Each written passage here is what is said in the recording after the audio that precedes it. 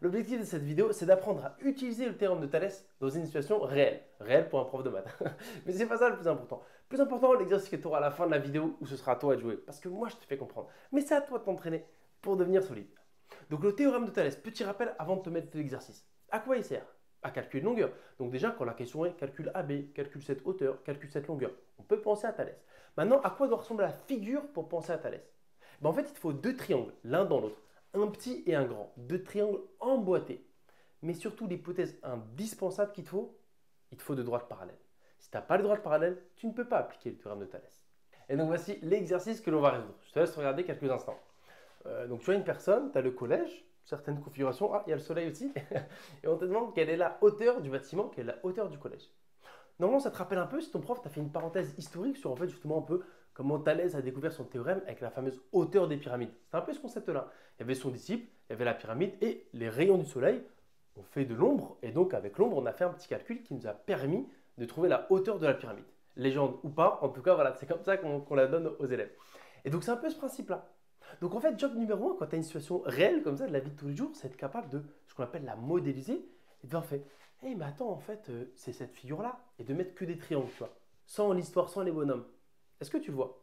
Ici, en fait, c'est assez gentil parce qu'il y a des lettres et les triangles sont offerts. Regarde, A, M, N, ils sont donnés. Il y a des exercices bien plus compliqués où tu n'as pas les lettres. Et aller démasquer les triangles, c'est souvent la première difficulté. Ici, ça va, non? Ça peut se modéliser comme ça. C'est exactement cette situation-là. Et regarde, avoue, si je t'ai pas donné l'histoire, mais je t'ai juste posé cette figure et je t'avais dit, calculer BC. Tu aurais dit, ah ça va, on a deux triangles, un petit et un grand. On peut aller calculer la valeur qui manque avec les rapports de Thalès. Enfin, j'espère, si tu maîtrises, d'accord? Donc, normalement, tu vois que ça, c'est pas très compliqué. Mais parfois, quand on rajoute une histoire, on est perturbé. Mais souvent même avant la figure, il y a toujours un paragraphe. Donc, oui, ça fait un peu peur. Mais moi, mon message, c'est n'aie pas peur, entre dedans et surtout, modélise ta situation avec des triangles basiques et dis, ah, je sais faire. Sauf que pour appliquer le théorème de Thalès, il te faut deux éléments indispensables. Quels sont-ils? Déjà, il faut que ta figure ait la tête de Thalès finalement, c'est-à-dire deux triangles emboîtés qui correspondent à la configuration de Thalès. C'est bien le cas ici, ils sont emboîtés. AMN le petit, ABC le grand. Normalement, tu l'as vu comme moi. Quelle est la deuxième hypothèse indispensable? Des droites parallèles. Et là, c'est écrit nulle part, tu vois. C'est pas écrit que les droites étaient parallèles.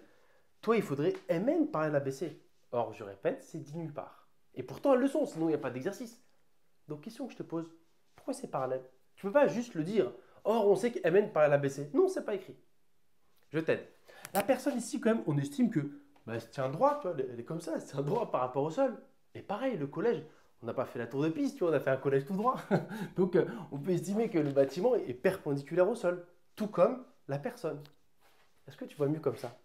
Mais la droite MN, elle est perpendiculaire à AC, et la droite BC est aussi perpendiculaire à AC. Ça te rappelle rien? Si deux droites sont perpendiculaires à une même droite, alors elles sont parallèles. Petite propriété de sixième.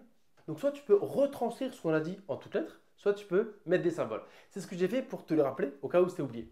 Donc on sait que MN est perpendiculaire à la droite AC, BC est également perpendiculaire à AC, et j'ai même mis un petit jeu de couleur pour le correcteur pour que tu vois bien que, ah oui, perpendiculaire à la même droite.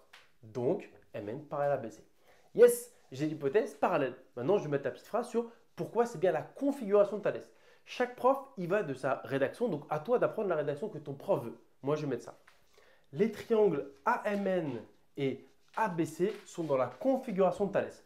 J'aime beaucoup ça parce que ça force l'élève à choisir des triangles. Parce que moi, c'est comme ça que je définis Thalès. Thalès, c'est quoi? Deux triangles emboîtés et l'un est un agrandissement de l'autre. Donc, on voit bien qu'on est parti de AMN le petit, il était agrandi et est devenu BC. Écoute bien, comme les droites sont parallèles, c'était agrandi dans les mêmes proportions. C'est le mot le plus important de Thalès. En fait, il y a proportionnalité des côtés, des longueurs. Et c'est pour ça que moi, je fais un tableau. Parce que je vais mettre le tableau avec les longueurs de AMN et de ABC. Et ce tableau sera un tableau de proportionnalité. C'est ça, en fait, la clé de Thalès qu'il faut avoir compris. S'il y a Thalès, c'est qu'il y a proportionnalité des longueurs. Et qui dit proportionnalité, dit produit en croix pour aller calculer les valeurs qui manquent. Donc, écrivons le tableau avec les longueurs des deux triangles. Donc, moi, je sais pas, j'aime bien commencer par le petit triangle. Je sais pas, je fais toujours comme ça, j'aime bien. Donc, en haut, moi, je mets les longueurs de AMN et en bas de ABC. La première ligne, commence à la compléter, peu importe l'ordre, juste mets-moi les côtés de AMN. Donc moi j'ai choisi cet ordre, AM, AN, MN. J'ai bien mis les trois côtés de AMN. Par contre maintenant c'est verrouillé, tu n'as pas le choix en fait. AM, il faut qu'il trouve son couple, son homologue. Il va avec une seule personne. Je répète, peu importe quelle était sa place, en revanche, AM va avec qu'une personne. Avec qui il va? Deux façons de voir les choses. Soit, en fait, tu vois directement, bien joué.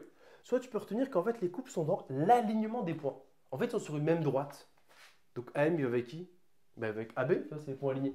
Ou alors, tu as eu mon petit mime de tout à l'heure, en mode c'est un agrandissement. Genre on étire. Quand on étire AM, il devient qui? Il devient AB. Ok. Donc choisis ta façon de voir. AN avec qui il va? Quand on étire ou sur l'alignement, il est avec AC. Si tu as compris après, ça va tout seul. Et MN. Bon, MN, souvent on le retient parce que soit c'est le dernier, tu vois, il reste que BC de toute façon. Soit il y a des élèves qui disent ah ouais, c'est les droites parallèles. Eh oui, tiens, MN et BC, c'est les droites parallèles, c'est un couple. Soit encore une fois mon truc de on étire. Tu choisis. Donc MN va avec BC. D'accord. Donc comme il y a pas mal de profs qui font pas les tableaux, je vais quand même te mettre les rapports pour que tu vois. Mais les rapports, c'est comme le tableau, juste avec égal. Hein. Et donc voilà ce qu'on appelle les rapports de Thalès. Donc maintenant qu'on a ça, qu'est-ce qu'on fait? Ouf, enfin, on va enfin remplacer par les longueurs pour faire notre calcul. Parce que je te rappelle, on cherche BC, on cherche cette valeur-là. Donc un jour ou l'autre, il faut mettre des nombres. Donc est-ce qu'on connaît AM? Non, AM, je ne connais pas. Est-ce que je connais AB? Non plus. Donc tu vois, ce couple, ni je connais, ni je cherche à les calculer. Donc il va servir à rien. Bon, je l'aurais écrit quand même, mais il ne sert à rien. Donc AM sur AB égale. Ok, maintenant les choses sérieuses. Est-ce que je connais AN? Bah oui, il fait 2. D'accord. Est-ce que je connais AC? Alors attention, AC on connaît, mais c'était bien écrit sur la figure. Le 11-25, c'est juste NC. Ça, c'est une feinte qu'on fait pas mal en fait. On ne t'offre pas les longueurs. À toi de faire un petit calcul quand même pour le trouver. Donc si NC fait 11-25 et AN, ça vaut 2. Combien ça fait AC? Ça fait la somme des deux, 13,25.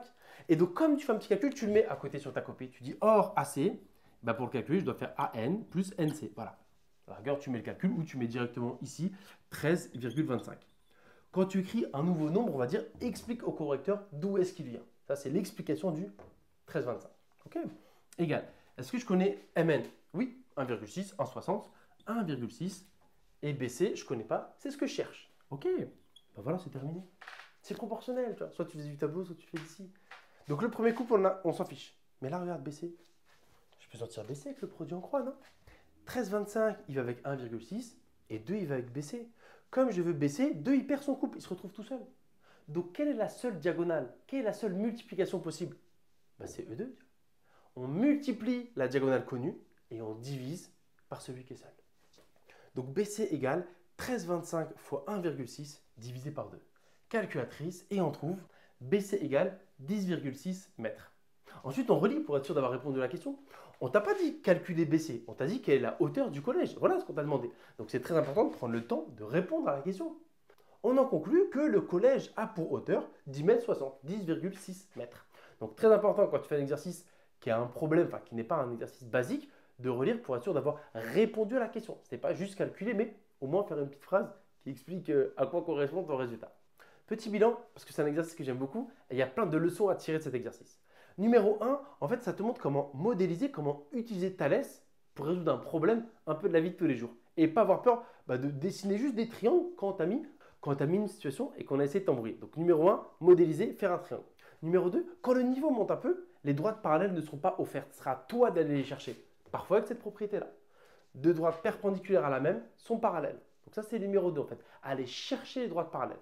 Numéro 3, parfois, tu n'as pas directement toutes les longueurs. Il faut aussi aller chercher une des longueurs inconnues. Bon, généralement, ce n'est pas le plus compliqué. Mais tu vois, on a déjà fait plein de trucs. Parfois, on n'a pas la tête froide. Donc, il y a plein d'élèves ici, je suis sûr qu'ils auraient pu écrire 12,25. Ah bah non, c'est NC. On ne se ment pas à soi-même. Moi, je veux AC d'après M. Thalès. Si l'énoncé m'a donné NC, je réfléchis encore un petit peu.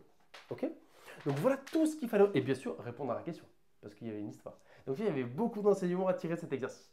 Donc j'espère que tu as compris. En tout cas, on le vérifie tout de suite. Parce que maintenant, c'est à toi de jouer. Je te mets un exercice qui reprend ce qu'on a fait et montre-moi que tu as compris. Je compte sur toi.